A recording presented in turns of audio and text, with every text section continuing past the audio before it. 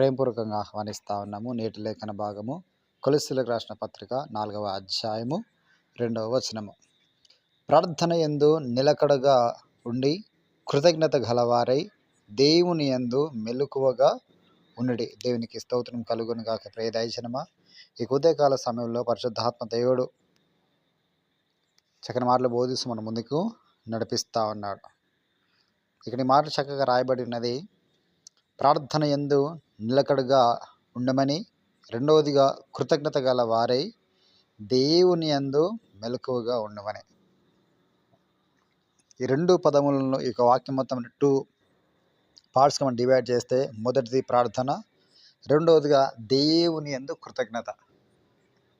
ప్రార్థన దేవునితో మనం సత్సంబంధము కలిగింపజేయుచున్నది.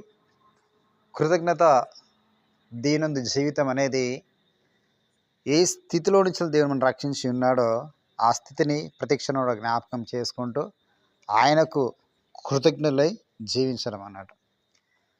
మనం ఏ స్థాయిలో నుంచి వచ్చి ఉన్నామో, అనగా ఏ పాపంలో నుంచి, ఏ బండలో నుంచి మనం చెక్కబడి ఉన్నామో, ఈరోజు ఒక మంచి రూపంలోకి వచ్చి ఉన్నామో ఆ స్థితిని ఎప్పుడు కూడా మనము మరచిపోకుండా ఆయనకి ఎప్పుడు కూడా వినయముతో, విధేయతతో, తగ్గింపు కలిగి మనం జీవించాలి అనేది దీని యొక్క ఆశ. ప్రార్థనలో నిలకడగా ఉండడం అనేది ఆశీర్వాదం ఎక్కువైపోయినా, సమస్య ఎక్కువైపోయినా, పనులు ఎక్కువైపోయినప్పుడు కూడా ఏమైపోతుందంటే ఈ ప్రార్థన తక్కువైపోతుంది అన్నట్టు. ఈ ప్రార్థన తక్కువ కావడం ద్వారా ఏమవుతుందంటే దేవుని యొక్క కాపుదల మనకు క్రమక్రమంగా ఏమవుతుందంటే సంబంధం దూరం అవుతూ ఉంది. ఈ దూరం కావడం ద్వారా ఏమవుతుందంటే అపవాది ఎప్పుడు కూడా వాడు పొంచి ఉంటాడు అన్నాడు. మనకు ఆ యోబు గురించి తెలుసు. దేవుని యొక్క కంచె ఎప్పుడైతే తొలగిపోయిందో అప్పుడు ఎంటర్ అయిపోయాడు వాడు. దేవుని కంచె ఉన్నప్పుడు అది ఎంటర్ కాలేకపోయిందని చక్కటి సాక్ష్యం వింటా ఉన్నాం. ఇంకా అంతేకాక అనేక మంది దైవజనులు కూడా ఒక చక్కని ఉదాహరణ చెప్తారు ఈ ప్రార్థన విషయమై. ఎడారి ప్రయాణంలో చేస్తున్నటువంటి ప్రయాణికులు చక్కగా ప్రార్థన చేసేవారంట. అయితే ఎడారిలో వాళ్ళు పోతున్న క్రమంలో చీకటి కాగా చీకటిలో ప్రయాణం చేయలేక అక్కడే డేరాలు వేసుకొని ఉన్నారంట. కానీ ఆ ప్రాంతంలో విస్తారమైనటువంటి దొంగలు ఉండేటువంటి వారు, దోచుకున్నటువంటి వారు ఉండేవారు. అయితే వీళ్ళు ఆ మాటలు విన్నప్పుడు చక్కగా కుటుంబంతో కూడా కలిసి ప్రార్థన చేసుకున్నారు. ఆ రాత్రి దొంగలు వచ్చారు కానీ ఆ దొంగతనం చేయలేకపోయారు. రెండో రోజు కూడా అదే రీతిగా వాళ్ళు ప్రార్థన చేసుకున్నారు. రెండో రోజు కూడా దొంగలు పడలేదు. మూడో రోజు కూడా వాళ్ళు ఏం చేశారంటే ప్రార్థన చేసుకున్నారు, దొంగలు పడలేదు. నాలుగో రోజు ఏం చేశారంటే ప్రార్థన చేయలేదు. ఎందుకు చేయలేకపోయారంటే మొదటి రోజు గట్టిగా ప్రార్థన చేశారు, దేవుడు వారి చుట్టూ కంచెను విధించాడు, గోడను నిర్మించి పెట్టాడు. రెండో రోజు కూడా ఏం చేశారంటే అయ్యే వీళ్ళు అందరూ ఇట్లా అన్నారు కదా, సో దొంగలు రాలేదు, మనం చేయకూడదు ఈ మనీ అని చెప్పేసి కొంచెం ప్రార్థన తక్కువ చేశారు. మూడో రోజుకి ప్రార్థన చేశారు కానీ ఇంకా తక్కువ చేశారు, 25% చేశారు అన్నట్టు. 2 రోజులు మనం ప్రార్థన చేసినాము, 2 రోజులు ఎవరు రాలి, మూడో రోజు ఎవరు వస్తారని చెప్పేసి మూడో రోజు 25% వరకే ప్రార్థన చేస్తారు, కొద్ది ప్రార్థన మాత్రం చేస్తారు. 4వ దినంకి వచ్చేసరికి కంప్లీట్ ప్రార్థన లేదు. ఏమైపోయిందంటే ఆ ప్రాకారం మొత్తం కూడా కూలిపోయినట్లుగా చెప్పడం జరుగుతూ ఉంటుంది.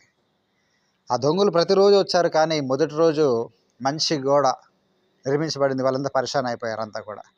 రెండో రోజుకి వచ్చేసరికి అలాగే ఉంది కానీ చిన్నగా పగుళ్ళు వచ్చినట్టుగా ఉంది అన్నట్టు. మూడో రోజుకి వచ్చేసరికి సందు బాగా కనబడిపోయింది అన్నట్టు. 4వ రోజు వచ్చేసరికి అది ఇంకా వెడల్పోయిపోయేసరికి దాన్ని పగులొట్టుకొని వారి లోపల రావడం జరిగింది. ప్రార్థన ప్రాకారం అన్నట్టు. నిలకడగా మనం ఉండాలి. ఆశీర్వాదం ఉన్నా ఆశీర్వాదం లేకపోయినా, శాంతి ఉన్నా సమాధానం ఉన్నా లేకున్నా, ఆశీర్వాదం ఉన్నా అసలు లేకపోయినా, అనారోగ్యం ఉన్నా ఆరోగ్యం కలిగి ఉన్నా, ఏ స్థితి మనకు కలిగినప్పటికీ కూడా మన ప్రార్థన యందు మనము నిలకడగా ఉండాలని దీని వాక్యం సెలవిస్తాను. దేని కొరకంటే ఆయనతో సత్సంబంధం అన్నట్టు. అది ప్రాణమునకు రక్తం ఏ రీతిగా ఉంటుందో మనము కూడా ఎప్పటికైనా అంటుకట్టు ఉండాలన్నట్టు. ఏ ఒక్కటి లేకపోయినా మనం చచ్చిపోయినట్టు లెక్క. ఎందుకంటే ఆల్రెడీ మనం చనిపోయిన వారము, క్రీస్తుము బ్రతికింపబడిన వారు మనం అందరం కూడా.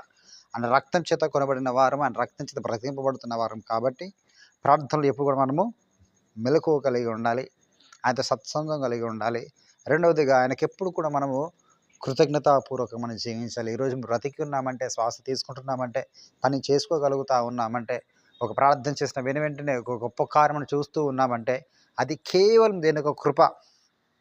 ఆయన ఇచ్చిన కృపకు మనం ఏమి ఇచ్చినా కూడా ఆయన రుణమును మనం అసలుకి తీర్చుకోలేం. కాబట్టి అన్ని వేళలా మనం ఆయనకు కృతజ్ఞతాపూర్వకంగా మనం జీవించాలి. విశ్వాస ప్రకారంగా, రక్షణ ప్రకారంగా ఇచ్చిన సమస్తమును బట్టి, ఆరోగ్యమును బట్టి, సకల విధముల దీవెనలు బట్టి అన్నిటిని కూడా మనకెప్పుడు కూడా ఆయన కృతజ్ఞతగా మనం జీవించిన ఉన్నప్పుడు ఏమవుతుందంటే ఆయన గొప్పగా ఇంకా మనల్ని పై స్థాయిలకు తీసుకెళ్ళే గొప్ప దేవుడుగా ఉన్నాడు. కాబట్టి దయజనమా అధైర్యం చెందగా ధైర్యం కలిగి ఏ స్థితిలో ఉన్నా, ఏ పరిస్థితుల్లోనూ కూడా ఈ రెండు కూడా మనము మర్చిపోకూడదు. ప్రార్థన ప్రాకారం నిర్మిస్తుంది. ప్రార్థనలో ప్రాకులాడనే అది పతమవుట అది అసాధ్యమని ఒక చక్కని కీర్తనకారుడు చక్కగా పాట రాసి పాడడం జరిగింది. అవును, నిజంగా ప్రార్థనలు ఏదైతే మనం వెతుతామో నిత్యంగా అవన్నీ కూడా జరిగించబడతాయి. ఎందుకనగా జీవం కలిగినటువంటి యేసు క్రీస్తు వారి పేరట మనం అడుగుతా ఉన్నాం. కాబట్టి నిత్యంగా ప్రతి ప్రార్థనకు ప్రతిఫలాలు మనము పొందుకుంటాం. దేవుని మాటలు దీవించి ఆశీర్వదించను గాక. ఆమెన్. ప్రార్థన చేద్దాం. స్తోత్రం, స్తుతి ప్రభువా, పరిశుద్ధుడా నీకు వందములు తండ్రి. అయా ఉదయకాల సమయంలో ప్రభు మాతో స్పష్టంగా మాట్లాడిన మాటను బట్టి నీకు వందనం తెలియజేసిన ప్రభు. ఈ మాటలన్నీ కూడా మాకు జీవితాల్లో ఫలభరితంగా మార్చండి, దీవించండి, దీనుగా మార్చండి ప్రభు. అవునయ్యా, నీకు కృతజ్ఞతాపూర్వకంగా జీవించడం మేము మరవకూడదని సెలవిచ్చా ప్రభు. రెండవదిగా ప్రార్థనలో మేము నిలకడగా ఉండాలని తను సెలవిచ్చా ప్రభు. నీకు వందములు తండ్రి.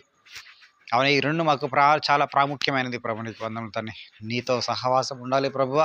నీకు కృతులను మేము జీవించాలి, వినయంగా విధేయత కలిగిన అతను నీకు లోబడి మేము జీవించాలని ఒక మాట తెలియజేస్తా ప్రభు. నీకు వందములు తండ్రి. అవునయ్య, కొన్ని సందర్భాలలో ప్రభువ మేము అధిగమించిపోతున్నాం ప్రభువ. విసిగి వేసారిపోయిన అతని ప్రార్థన చేయలేకపోయిన పరిస్థితులు కూడా ఉంటున్నాయి ప్రభు. ఈరోజు నీ దాసుని బట్టి మాటతో మాట్లాడే ప్రభు. తన ప్రార్థన దేని వలన ప్రార్థన కార్యం ఏంటో తను తెలియజేస్తా ప్రభువ. కృతజ్ఞతని తెలియజేస్తా ప్రభు. నీకు వందములు తండ్రి. ఈ మాటలు మాకు జీవితాలు ఫలభరితంగా మార్చండి ప్రభువ, దీవించండి, దీనిగా మార్చండి ప్రభు అని ఎందుకంటే ప్రార్థన చేస్తున్న ప్రతి బిడ్డను కూడా బ్లెస్ చేయండి, దీవించి వదిలించండి ప్రశాంతిని, సమాధాన ప్రభు. నేను అనుగ్రహించిన కుటుంబంలో ఏ తన్ని అశాంతి ఉందో, అసమాధానం ఉందో ప్రభుత్వాన్ని, చీకటితాత్మ శక్తులను అతని ఇంట్లో కూర్చుని నా తండ్రి ఈ ప్రభుత్వాన్ని సాతాన్ని నెమ్మది లేకుండా చేస్తున్న అతన్ని అశాంతిని అజడితాన్ని సృష్టిస్తున్నాయి నా ప్రభు. శరీర రుగ్మతలు తెచ్చిపెడుతున్నాయి నా తన్ని స్వస్థాన్ని సాతాన్ని శక్తులు ఉన్నాడు.